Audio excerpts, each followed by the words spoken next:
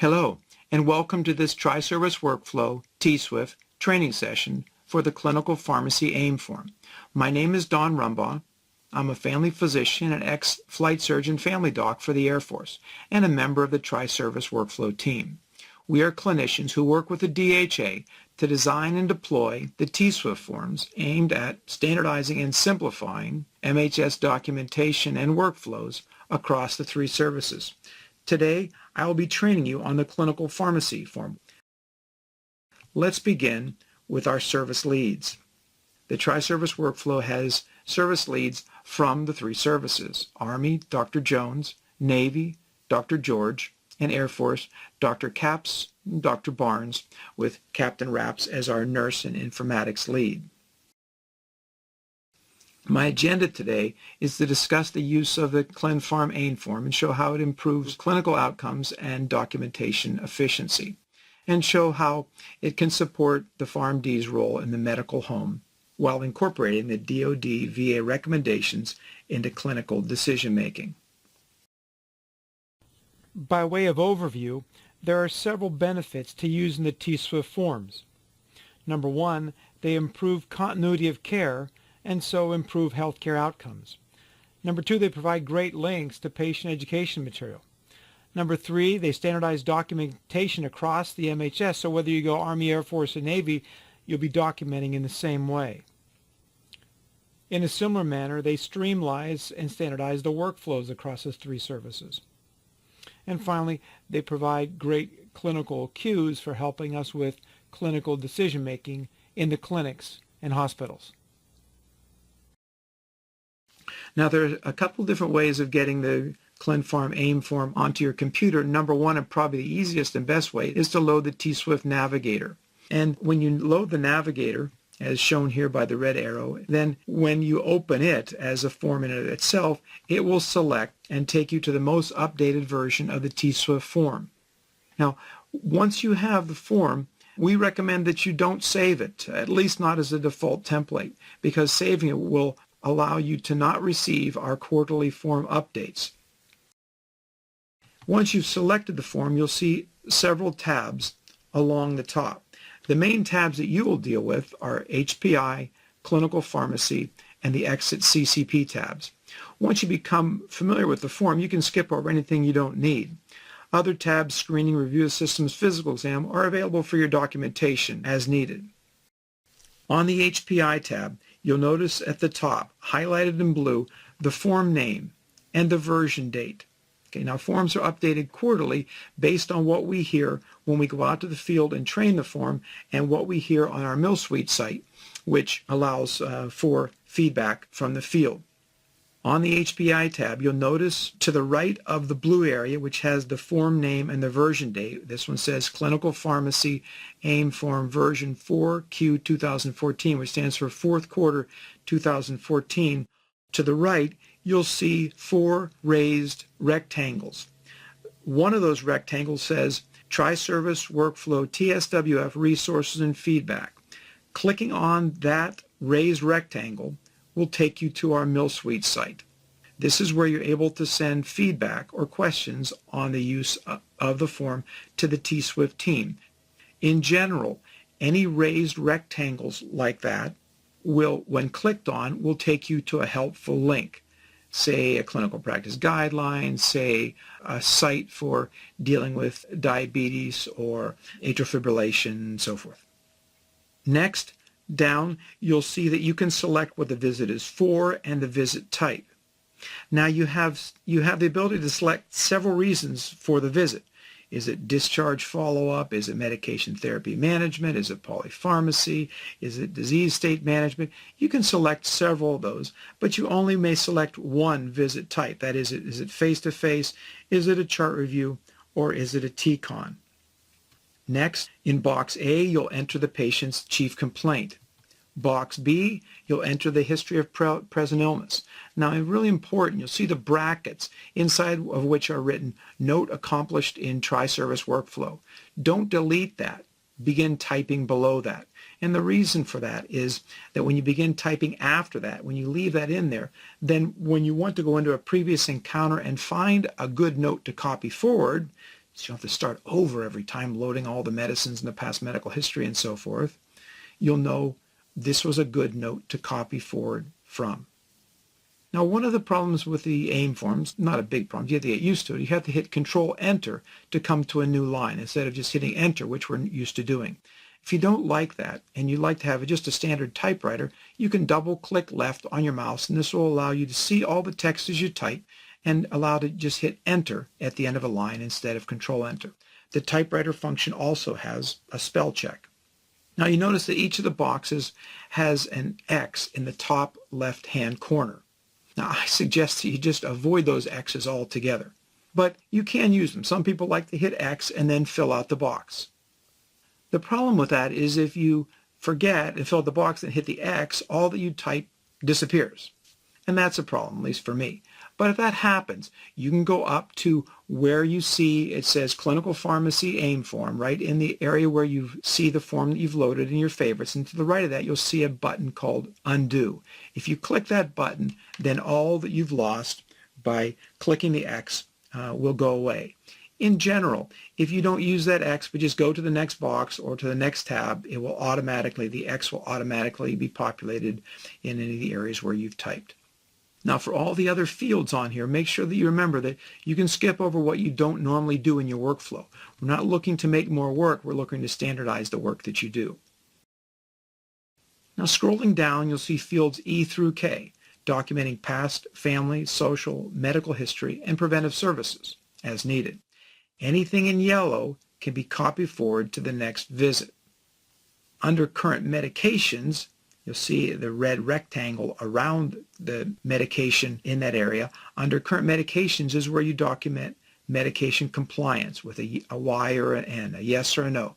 Medication compliance is what you do on the way in. Is the patient using the medicines as we believe them to be using? And there's an area for free text which might say why or why they're not using or what has changed. As opposed to, it will show you medication reconciliation is what you do on the way out. In general, whenever you see a little button box to the right, if you click on it, it will open up a text box that will allow you 2,000 characters of additional documentation. Scrolling down further, we'll see the preventive screening recommendations for your reference.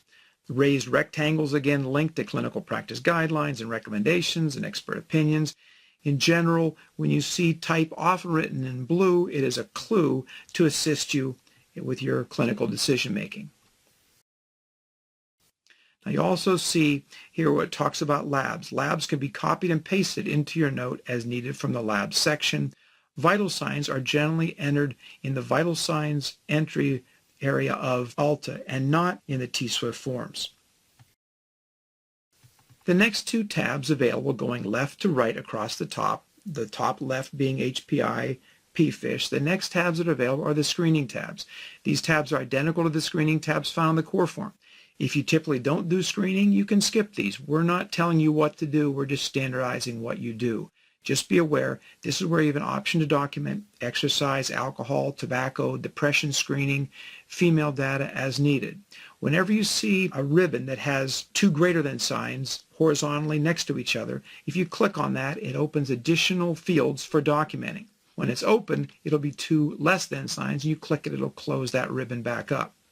If you've copied forward from a previous note, you may notice that the annual question section is already filled out and dated. As long as that annual question date is less than a year from the present visit, you can leave those alone. You don't need to fill them out every visit. But if you see that the date is more than a year ago, then you need to fill them out. And what you do is you go to the top left of the box, like I showed you before, click on the X, and everything in there disappears. And then you fill in the appropriate answers to the questions.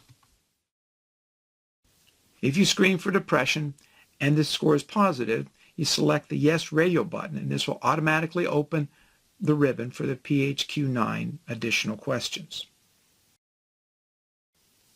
There's area for female screening data and PRP special duty data. If these are things you don't normally document, then you can skip them for your encounter. But now we go to the Clin Pharm tab, where you will spend most of your time documenting. The first thing you document is the intervention type, and then the reason for it. Intervention type We have several listed for you. You might be maintaining the same medicine, starting a new one, modifying the dose, discontinuing medicine, initiating a consult, so forth. Below that are the reason for why you did, and we have several reasons listed for you, and on the bottom right it says other. So if the reason you did that is not listed, you can put other, and there is a text box there to its right where you can describe why you did what you did for up to 2,000 characters. Below that you can see the red brackets show us where there are links to clinical practice guidelines for your reference. On the right-hand side of the screen are the two red arrows. One is for non-medication changes. You might have recommended a lab or you might have ordered a lab. And then down below that is an area where you can mark for your disease state management patients if they're at goal, if they're not at goal, or if they've been referred. There's an area, you can see the box to the right of the radio button is an area for free texting, and it's a good example there to show you the difference between a free text box which has been used and so is a box within a box, and one that has not been used and is just simply a box. So anything a box within a box is an alert to you to maybe look up and see what someone else has written. The ClinPharm patient education is at the bottom, a little further down. If you open the ribbon, you can document patient education in the box as appropriate with free texting to the right. In an area you can see we have pre-positioned text in the diabetic education area because diabetes is so common. We put some free text in there for you to use. Now, anything that has in those free text box, you can delete it or edit or modify it or as you type or macro it as you please. In general, whenever you see those brackets that have space for you to put an X or a positive or a negative in there, that's a hint to you that this is all an area which has been our gift to you to get you started. Feel free to change or modify or edit as you please using whatever you normally would put for your diabetic education, for example. A little bit further down, there is a ribbon for the anticoagulation, and that anticoagulation ribbon starts with a place for you to document the indication for anticoagulation and what the recommended INR might be. And to the right of that, very handily, is an area where you can document changes from the last visit, changes in medicine, changes in diet, exercise, missed doses, and so forth. Then below that in the yellow, there's an area for documenting additional past medical history, and because it's yellow, it will copy forward. And now you see to the right of that a condensed HPI and review systems often associated with anticoagulation. Down at the bottom, you'll see education and counseling section for anticoagulation. Again, this is one of those areas that can be modified, deleted, edited as needed, put in your own as you type or macro, and because it's yellow, it will, that's right, copy forward. The ClinPharm tab, Medical Information, is a ribbon that can be opened up to take you to view Lexicomp or Medscape or Micromedics, whatever you want to use to look for drug information or actions, top 100 drugs, and then if you want to copy and paste, you can throw it in the ad note if that is your style. Next is your Exit CCP tab. CCP stands for Comprehensive Care Plan. At the top is the medication reconciliation in pink. Make sure you select either that you have reviewed the medication and reconciled the patient medications with the patient, or that you reviewed, reconciled, and given a list of the medications to the patient. And you see there is a free text box to the right where you can make comments about those medications and your discussions with the patients. Down below, additional ribbons open for comprehensive care plans. You see the one that is open is self-care. Again, all these are modifiable. The little hints, you see the brackets there, which tells you that it can be modified. And down below are links to CPGs. Again, those raised, long, rectangular boxes. Clicking on those will take you to helpful links. And down at the very bottom, you can see the other CCP comprehensive care plans, which can be opened for tracking chronic patients. The obsolete terms tab is something you want to be familiar with if you copy forward. Simply open this up and deselect anything that's selected. Any red Y's or blue N's, just get rid of those yeses or no's. They're things that can copy forward inappropriately from other encounters that you don't want. The Tools tab is kind of like the Navigator tab. It has tips and tricks, helpful links, and the other AIM forms which are available or in development on the MHS. The change log, you want to be familiar with that because that tab shows you the changes that we make. So if you're used to using the form for X, Y, and Z and one day you open it up and there's no Y anymore, well then you can go to the change log and see what change we made and when we made it. And we made it on the basis of information, questions, suggestions we got from the Mill Suite site or question suggestions that we got when we were out in the field training. The next slide shows you our repository for TSWF training and educational materials and updates.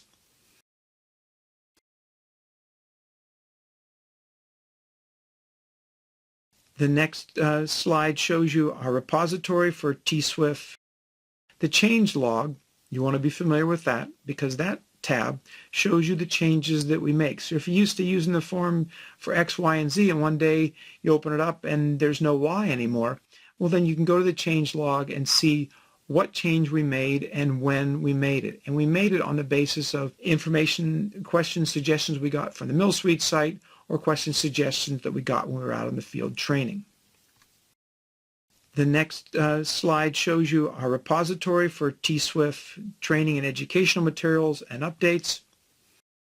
And the final slide reminds you that we are available through our Mill Suite site and that your CST, your clinical systems trainers, have been trained in the use of the ClinFarm form so that they can help you. Hope this has been helpful today in making use of the standardization and simplification and efficiencies of the TSWF Clinical Pharmacy AIM form. The obsolete terms tab is something you want to be familiar with if you copy forward.